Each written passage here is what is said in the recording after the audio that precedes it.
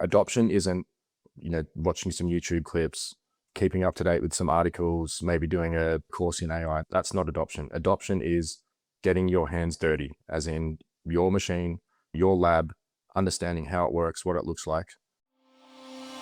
From KBI Media, I'm Carissa Breen, and this is KB Cast.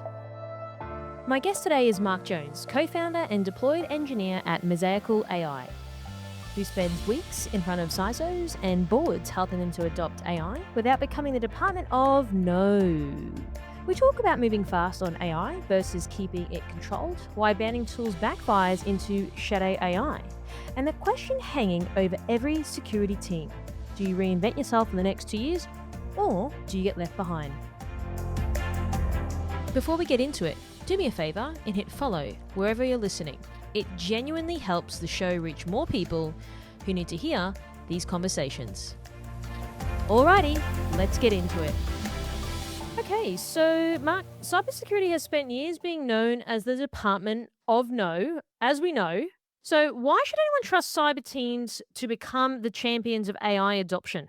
Well, I think inherently cyber people know and understand risk, and given what we're moving into, that's something that I think we can't overlook in this situation. So we need to really kind of leverage and understand what the business is doing and apply the discipline of what we've learned over many years in cybersecurity to this new pace of technology, I guess, this implementation of technology, and really just work out how to control it and not be standing behind it or stopping it, just understanding how and where you can adopt it safely.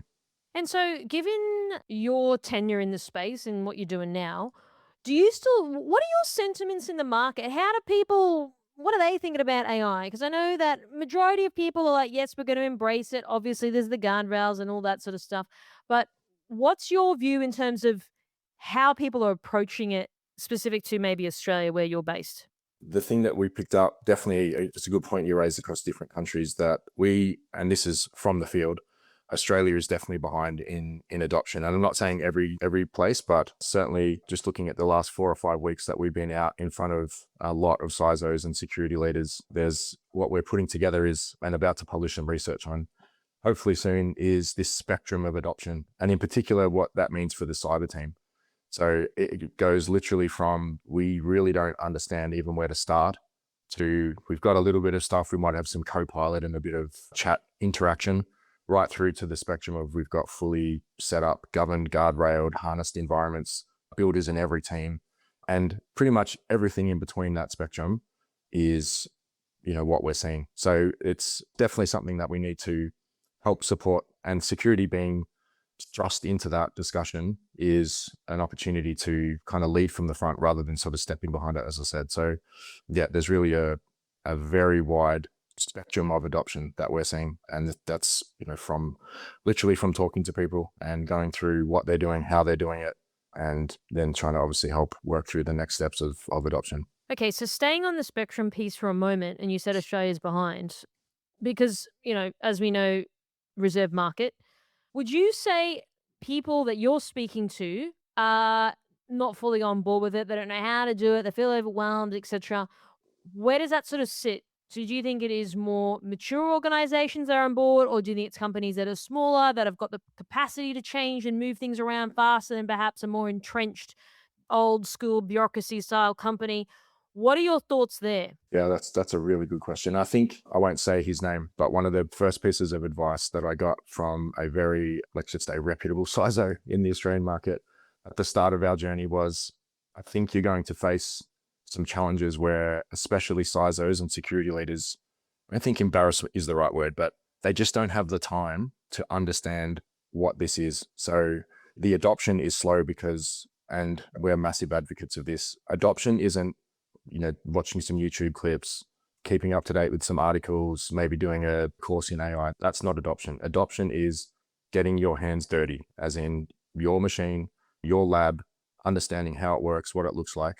And when you start to talk to people about what they're doing around AI, we're definitely finding that the maturity and understanding of what it is, what it's capable of doing, how it's working, as I said, is really varied. And I think people, and we've got to get past this, and we've got to be able to help and support not just our security leaders, but also everybody underneath that, and everybody in the business, by the way, to understand and embrace IT and what it can mean for them. Because at the moment I've got this feeling of reluctance to acknowledge that they don't really know what to do about it. Some are open and really transparent with, I just don't have the time to learn what this is and learn how to use it. And when I say learn, I mean practically learn it, get it working, understand what the concept of agentic means, not just reading an article, actually having it set up and running and working. Because once that happens, and I can tell you through experience, it's almost like I see people's eyes light up, the light bulb goes on, and they're like, I can see it now. And then, just like myself, my journey, you're just on this path of discovery and reinventing and reapplying the knowledge that you've learned, the IP that's in your head. You're able to express it in a different way, get it out to solve problems that you've never thought possible, really. There's definitely this apprehension, lack of time, really adopt and understand AI, but it's inevitable. This change is coming. Businesses are pushing to do it, and security needs to kind of catch up and start really, like I said, getting behind it, if not being in front of it, to be the sort of advocates rather than the Department of No. Okay, so you raise a good point. The businesses are pushing it. What I'm hearing from people like yourself across the world is, in order to stay competitive now as a business, we need to be ahead of our other competitors. Maybe they're not leveraging AI. Maybe we can do things faster, or, more productivity, all of the stuff that we already know. Do you think that's going to be the main catalyst then for these, you know, businesses to start thinking, okay, we now need to prioritize. If I don't have time, something else has got to give so I can put attention to this, because security is there to serve the business, and we know that. So do you think that that shift will start to change? Because again, people aren't going to hang around. If a company starts to lose that competitive edge, they'll start to fall behind. When they fall behind, then they make less money, and then we know where that sort of spirals down to. So is that going to be the main sort of driver or the lever for people to think and reprioritize things that are going on in their business, or what are your sentiments there? Let's just put it this way. I had a meeting with a CTO and a CISO on the same call, and it was really clear. The CTO had a seat at the board, at the executive level, about what AI adoption means and what it looks like and what they need to do to, one, this technology enables something that we haven't really seen before. When you're running a business, and everybody kind of understands this, when you want to make the business more profitable, you either turn up how you generate revenue or you reduce operational costs, and then that obviously results in a profit.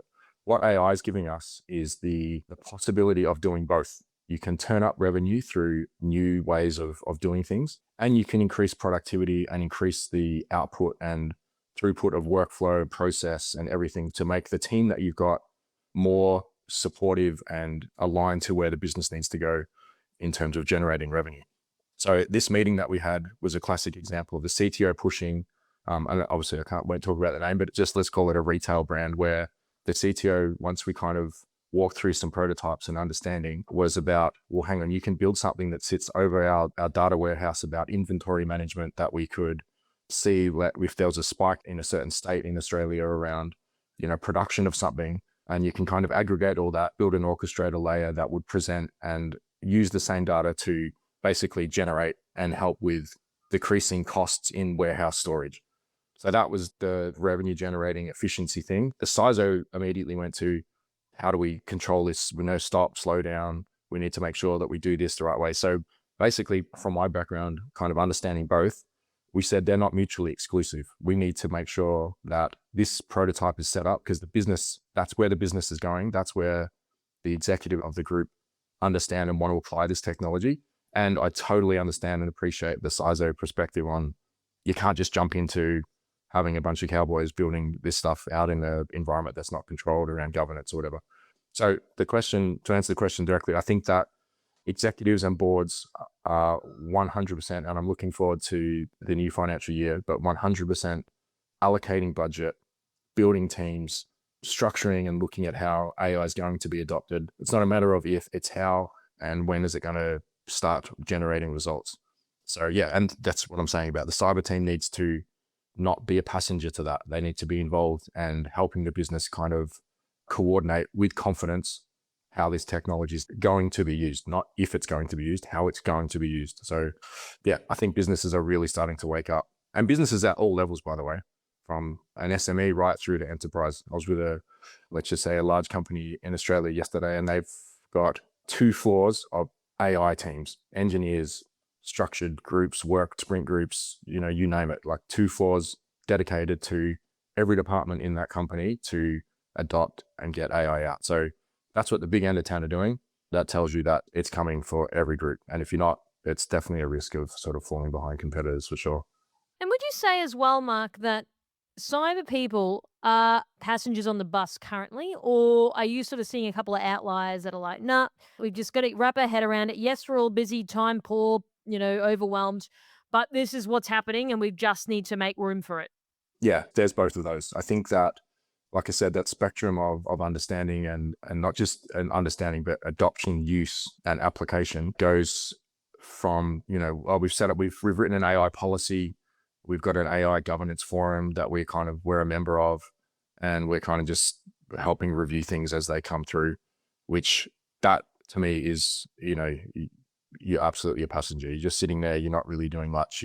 You might put up a couple of red flags around keeping things in line with what you think needs to happen in terms of your architecture and infrastructure and model use and all that sort of stuff that needs to be controlled, right up to even the proper governance of things. I think I've seen a couple of examples where it's starting to really take shape well, but because it's so early in the stage of this actually happening, just like we run our company, for example, we've got a governance layer that not only is dictated by policy, but it's actually real time, in place, monitoring all the models we use, everything that's built, every interaction, all the token consumption, what data is being accessed, how it's being accessed. So that at scale is very complicated to do, but it's absolutely possible. When I say that governance, that's where security could play a role in setting that up. They shouldn't own it, in my perspective, because it's not a security thing to control the governance, but they certainly should have a view of that's how our policy, our kind of guardrails, our harnesses, that this is how they get checked and validated and verified and put into the real-time process, is through this orchestration layer of governance, which kind of takes them from just a passive passenger to we've got this monitored in real time. And again, that's the cybersecurity in the business. There's 2 distinct things here around putting cyber into the AI process and then putting AI into the cyber processes. They're two work streams. Both should be definitely a focus point for cyber teams. Okay, so my next question would be, we've spoken about people's apprehension around it, time, perhaps not getting hands on the tools themselves to figure it out, etc. But you also argue that cyber teams, of course, need to have the hands on AI, like get amongst it. But then what happens is many security leaders are then banning the tools as a result of trying to get amongst it. So would you say then it's the leaders are becoming the barrier then? Because like you said, it's not just about listening to this podcast. It's actually about going out there and giving it a go. But then how can you give it a go if someone's saying, no, we can't do that and now it's banned? Well, what do we do now? Yeah, that's great. Well, we know this. We know what happens here. We did it with when the cloud. Everyone understands this, but I'll just regurgitate the same information. We've seen this when a group says we're not moving. For example, going back to the cloud, we're not using this. We're going to keep everything local. Everything sits here. What happens? You get shadow AI, and everyone's talking about this at the moment. If you stop someone doing it in the workplace or trying to restrict so much, especially now, given the use and the availability of these tools and the ease of which they can be adopted, shadow AI is a real thing. So you can block and stop and put as many controls as you want. There's nothing stopping someone going home, taking a photo of a document, loading it up into that screenshot into their whatever they've got at home, and kind of pulling things together. But not saying that everyone will do that. I'm saying the process of blocking it will generate its own issues. So the way to do it is, again, like we spoke around with this governance, is just to understand and appreciate what all these different things are doing. And we're AI native. We are every morning waking up, getting briefs from our agents around what happened overnight, what things are happening, what new models are out, what new tools are produced, what's doing what companies are doing things. So I understand that that's a complex position to be in and everyone's got a day job, but there needs to be some sort of comprehension and understanding of if these things we're blocking, we need to understand exactly why, because tomorrow we might need to loosen that restriction. And when we start talking about proper AI adoption, we're still working on a very subsidized model with all these big frontier models. So the concept of local models, how we're going to set up our architecture to do this properly and set things will require different potentially considerations to models. So I questioned hard when we speak to a client and they say, we're all in with X provider. That, like, I understand why that's the case at the moment, but if anything was proven to us over the weekend with Anthropic, having everything hinged on one provider potentially introduces risk that I don't think people fully understand yet. Because when the business starts operating on some of these models and it's critically ingrained in how we're doing it, if you don't have the ability to plug and play with different models, you're kind of putting yourself at risk. And the models underneath the frontier ones are rapidly catching up with how they do work. So when you were able to do things potentially locally and your workflows, things actually start to make a lot more sense to use different things, use different tools, use different methods to complete the workflows or do whatever you need to do, rather than having full reliance on one product. But then, so the banning thing clearly I get as a cyber professional for this me time of sort of stopping things running.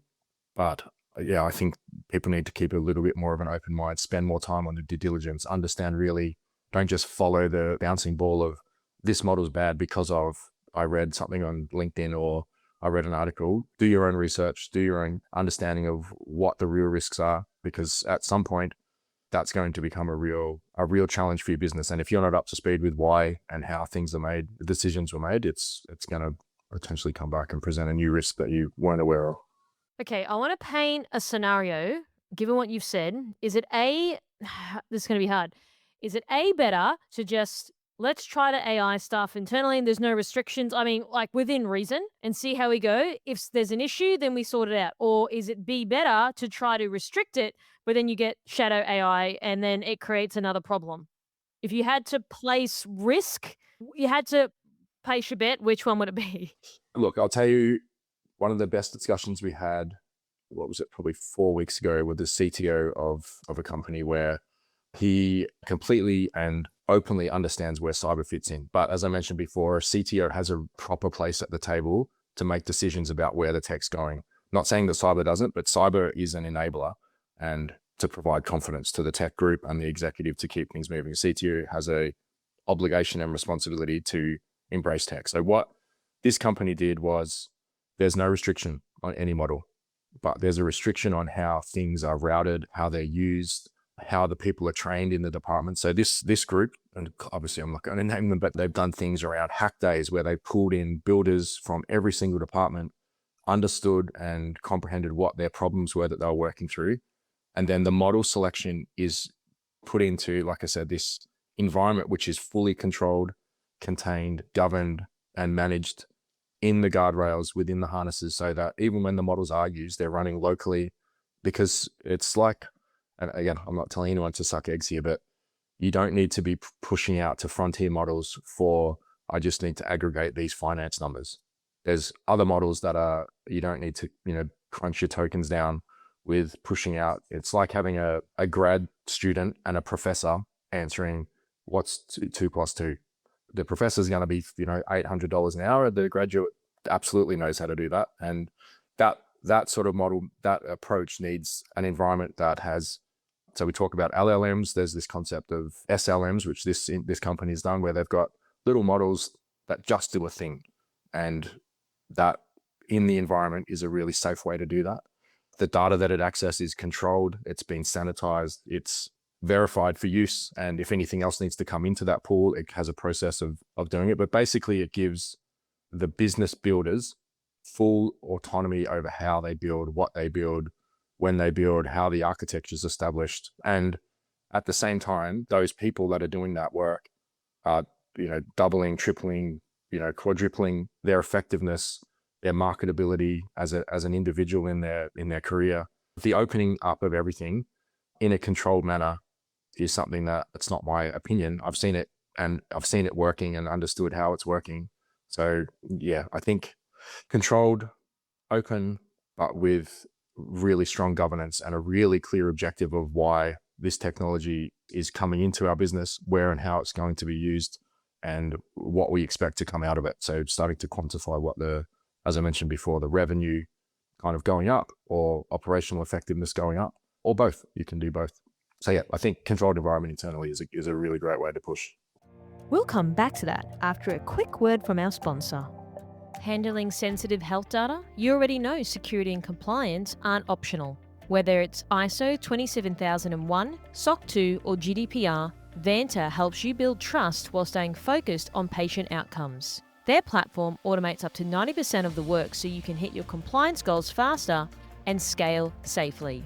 Visit vanta.com/KBcast. That's vanta.com/KBcast to learn more. So then the other issue that I'm hearing about as well is with that then becomes the AI sprawl. Like, we've been through tool sprawl and then quickly people are telling me like, hey, we're already at the AI sprawl. Like everyone's trying different things to see what works, which I understand. But now it's like, oh, now we've got too many things going on. We've got to rein it back. Are you seeing that as well in Australia? And I get it. It's still relatively newish for people to understand it and get amongst it. But then do you think people are just going out of control with it now or what? This is just my opinion, my experience from the coalface. I think where that discussion has kind of come up, but I don't think, especially the groups and places that I've been working with and talking with, we're not sort of near that yet. But absolutely, I agree with the perspective that will be coming. Like I said, we kind of read and update ourselves every morning with what's going on, and it's wild. It's wild. There's so much going on, and it's amazing. It's actually as we know, the biggest step change in technology that I've certainly seen in my, almost 30-year career. So I think that will definitely become a challenge because there's just so much happening and so many things out there that are, amazing and working and able to be adopted and understood really quickly and easily. Again, not just by tech people.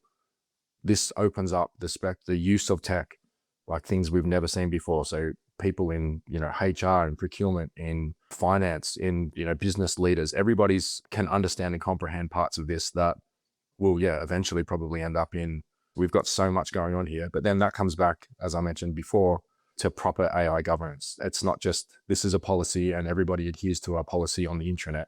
It's, okay, maybe if there's a new tool that we need to adopt or we want to look at, we've got a model and an approach and an environment and an architecture that we can safely do that in a way that this is the process. This is the way we do it. We don't want to step in front or stop or block. We want to do it in this controlled manner so that we can either accept or reject this new tool. But yeah, we're probably heading towards that. I think Australia, compared to other countries in, what we've been sort of researching, is definitely on the up, which is ridiculously exciting. Okay, that makes sense because here in the US, people are talking to me, or US guests that I've got on the show, they're talking to me already about the AI sprawl. So I'm assuming that's going to start coming down the pike for the Australian businesses in due course. My next question would be, the other thing that I'm hearing in the United States would be, I was at a conference recently in New York City, and their verbiage was, companies now are blowing the doors off with the whole tokenization. They're just blowing the budget in 1 month for the year. And we've read about these stories, but is that becoming a thing there down in Australia as well? So I mentioned before about the not banning tools and not being so rigid in how models work and what they're doing. Because like I said, we're in a heavily subsidized economy at the moment. Just go and look at the maths on the logic of the businesses don't make sense. But I can tell you, as a very heavy token consumer, you need to understand it, because absolutely, I can completely appreciate and understand the bill shock that comes through if you go, right, we're going to open up, call it Claude or whatever, to everybody. Everybody can install Claude code and they can start doing whatever they want. And, we've got full access to all the co-work options. Look out for your next bill. Like, it's going to be out of control. And because there's this constraint on, if not controlled and people don't understand how it actually works, you're ringing the professor every time to ask every question. Like, it's ridiculous. What I was saying before about the local models and the setup internally, getting things running on your infrastructure, training and building up different types of tech to work with certain types of problems. As I said, the models underneath the frontier ones now are shaping up, and every day, every week, every month, things are changing and getting better and better and better. So tokenomics, or whatever you want to call it, everybody's starting to shift to that, and the financial obligation is on the business people within the business to understand what that's going to look like. So our prediction is, I think we're going to see in Australia a lot more, which is already happening, by the way, but a lot more consumption of how do we set things up locally? What does that mean? We've got this critical process now working. We're not going to be pumping everything out to frontier models all the time. We want to set up workflows like this in our team, in our environment, in our data centers or colo data centers to reduce that token hit. Because you've seen the media like I have. People are really starting to work out, even subsidized, this can be super expensive. So what's the answer? Well, you need to think about how that's going to look when the subsidization starts to be removed a little bit.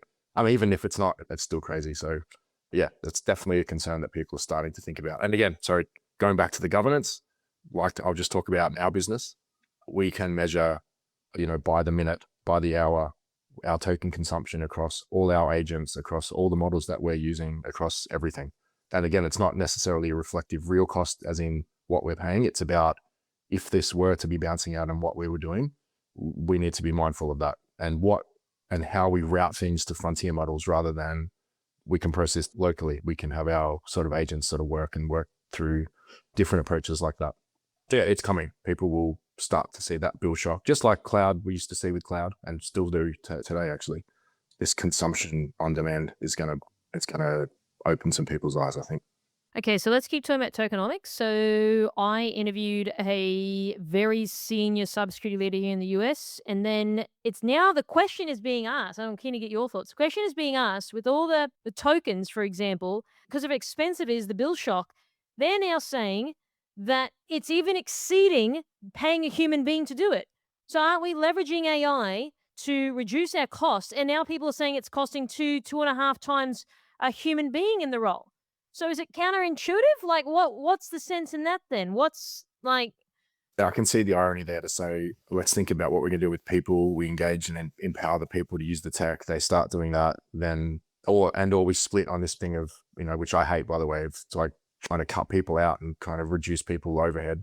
And then all of a sudden, not only are they producing more, but they're costing more because of the consumption. So again, the understanding of how, from an architecture perspective, that it needs to be built, like it has to be considered, because if that architecture is not set up right, and again, you've got somebody that's a heavy frontier model consumer of tokens to do what they need to do, then you don't want to stop that creativity or imagination or expansion of that person's capability, but there might be there is different ways to do it, so it doesn't necessarily need to be just pumped out into that model all the time. For example, again, just talking about myself and the way we do, we have a very structured way and structured process of how we route what does what, and understanding the different models, how they're used, what they're practical for, what they're not practical for, and the consumption of tokens starts to reduce. And everybody's out there now talking about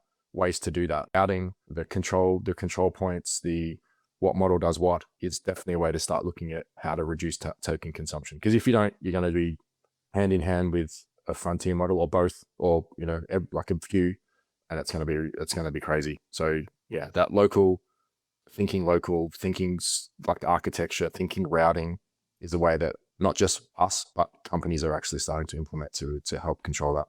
Okay, Mark, I want to switch gears and talk in more detail about implementing a strong AI governance. And you're right, it's not about some policy that someone's written and it's on the internet that no one ever reads. How do we start to enforce it? Because again, like I feel like people think policy schmolicy, like if it can do my job faster and I can go out and have beers with my buddies on Friday sooner, I'm probably going to do that. Let's be real. So, well, how would you go about advising on a company how to implement this appropriately, so therefore we don't have people that blow on the doors off the budget, we don't have other security issues that start to creep in, etc.? Well, KB, if you're a client, I would show you. I would literally just show you what we've set up. But the way you framed it is exactly right. So the way that I explain it is, think about it. Let's think about it a little bit. Let's have some workshops and some discussions around what we want to achieve, what we want to see. Go and look at all the the theory about what good AI governance looks like. Look at the ISO standards, look at what NIST has produced, look at what McKinsey's like. There's plenty of what good AI governance looks like. That's fine. Even, have an agent analyze all that for you, by the way, and produce what might be relevant for your specific company. Then, as we talk about with any adoption of this stuff, get a safe environment and build it. Just build it. Build a prototype. Build something that's going to set up and control what you've articulated through all your documentation and all the theory. Set it up and work out a way to capture the things. So build management, inventory management, access controls, data boundaries, model selection, logging, all your cost visibility across all of the tokens, how you stop certain things from running, like kill switches, what data is being accessed. All of it can be captured in your governance layer from a technology perspective. And I'm not going to speak with, authority specifically around, I'm sure a platform will pop up that kind of does it. My push is you don't need a platform. You don't need platforms to do lots of stuff now. You can set up, govern, control, and build this as part of your AI journey to do exactly what you want, how you want to do it. And then if it needs to change, you change it. That's the beauty of this. It's kind of collapsing the way that things come together. The first thing when I hear people talk about an AI policy is give me the policy, give me anything else that you want to do, and then we work out a way to prototype it and work out the architecturally what the business is structured like, where everything's kind of sitting, how things are being used. And then you find out really quickly that, wait a second, we've got pockets of things happening all over the place. People, like I said, the shadow AI people, the HR team's doing it this way. These guys are just, we've given them access and they're pumped off and they're doing whatever. That's kind of where the challenge starts to come around. Well, the horse is bolted. So let's try and work out a way to bring that back and control it. And then set up, again, this layer, this orchestration layer that's controlled by the business. Somebody obviously has to be in charge, but there's a council of individuals that need to be included in that layer. And it's certainly not just, security and tech. It's got to be some business people that understand, again, all the governance, how things are being worked. If something starts to split off, what we're going to do about it. Is this a real use case that we need to potentially adjust the governance? But yeah, it just has to be live. You have to do it. You just have to build it. And it's not a governance committee of people coming into every week a meeting to talk about stuff.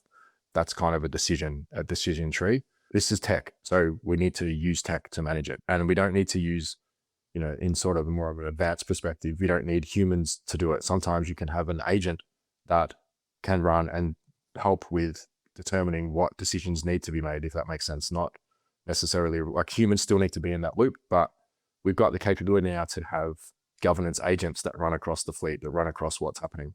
So that should be considered as well. But yeah, it's kind of an evolving point from a policy document and standards, then just get it built. Just build something specific to your company's requirements, regulations, whatever you need to include, and just evolve it. But the longer we just sit around talking about it, the more out of control things are going. They're going to become. So that's why we push really hard on this governance layer, because it's not stopping. It's not slowing down.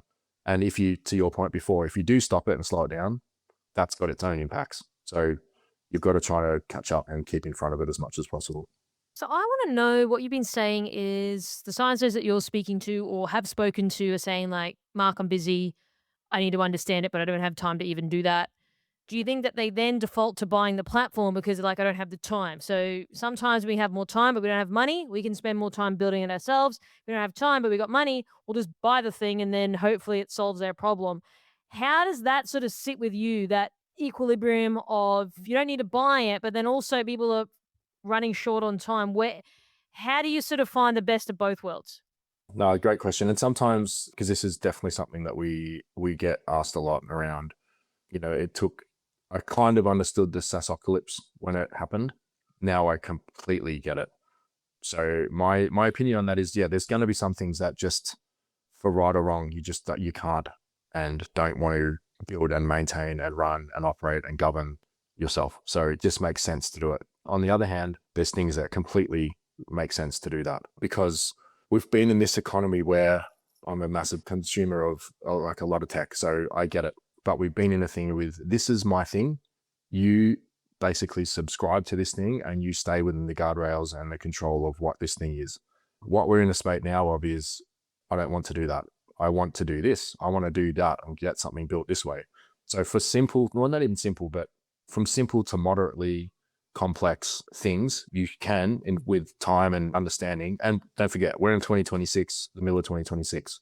Like in the middle of 2028, I think it will be completely different. But right now, we've got the capability to pretty much do anything. Whether we have the willingness and we want to do it that's another point. But things around governance, the example I used yesterday, actually with my wife, was she's kind of running a function, and there was some tools and stuff that potentially could be purchased off the shelf. And I said, right, just hang on, just let's sit down with me for a little bit and let's see what we can build with your exact requirements. So you don't have to kind of mold your requirements into this off the shelf kind of platform, this SaaS platform. And we built it. I mean, I'm not an expert in what she was doing, but I can understand her requirements because they were really straightforward. So I think there's things that will make complete sense to build, manage, run, maintain internally, externally, when there's, but there'll be certainly things that you just don't want to even go near. But we're finding actually especially in cyber, biggest discussion has been around, we have a lot of tech, and everybody in cyber knows that. There's tools out the wazoo, there's everything. What I actually want is I want this tool aggregated with this tool and this methodology and this viewpoint with this perspective and this based on my company's risk methodology, and then applying this over the top. I'm sorry, no tool out there is going to do that. So that is a clear use case for something to build. So you build it, let's build it. And again, it's back to my point before of governance. We don't have to wait for 3 or 4 months to do whatever. We can have something built up in your environment running very quickly. By way of example, I was talking to a CISO last week. It was 4 p.m. on a Friday. And I get it was kind of vibe codey, but the concept of, wait a second, if I could generate a data source from these 5 tools with this view and that view and things over the top, putting my security brain into that problem, if that was my problem, I'd want it to do, this is the way that I wanted to make it work and look. And I sort of later that night, and definitely over the weekend, and certainly in the next week, this thing started to shape up, which it said, this has just saved me so much time, so much effort that we have to kind of manually jockey spreadsheets and things together. So, there's things that would completely make sense about building internally, and things, I guess, from a tooling perspective that you go, I don't want or need to replace that. So I'm just going to leave that. I just want the data from it potentially aggregated in a different way. Okay, so Mark, final question. You mentioned 2028, things are going to be different. What do you think? Don't have to have the right answers, just curious, because things are changing every week. Well, you can look at our website, but we've pivoted probably 3 times in the last 4 weeks about what we're seeing. And this isn't our theory, this is what is actually happening in the market. So my prediction is in 2 years, every single team that sits in front of a computer is going to change. And I mean the people, the technology, and the data that they consume. And 2 years is probably conservative, to be honest, because it's already happening. But every person, if we're just looking at cyber, every person in cyber, their role will change in some way, shape, or form to become their role plus a builder, plus an adapter, plus an applier of how to understand this tech. And that's the advice I'm giving everyone that I speak to about that they don't know where to start. I'm like, just start. Just do it now, because tomorrow's too late. Just start today. So that's definitely, in 2 years, I think every team, and not just cyber teams, but anyone that sits in front of a computer, their team is going to look different, potentially have different job titles, different role functionality. The technology that they use will be dramatically different, and the data that comes in and out and is consumed and used and produced will be different as well. So yeah, that's kind of where we're starting. And going back to my point before, ridiculously exciting to be part of that journey in this country, to see what we can do, because other countries are doing it. And I'm talking everything from an SME right through to enterprise. Teams need to be different. And if they don't, something's going to give in that organization. There'll either be extreme pressure from above to change it, or the market will change it for them. But yeah, that's what I predict. That was Mark Jones, everybody. The bit I keep coming back to is what he said about adoption.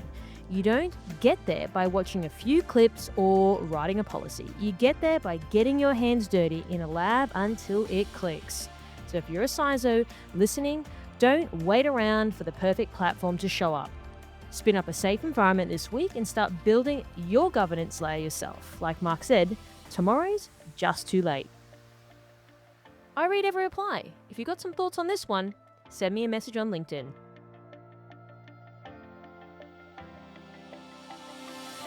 KB Cast. Cyber for the C-suite.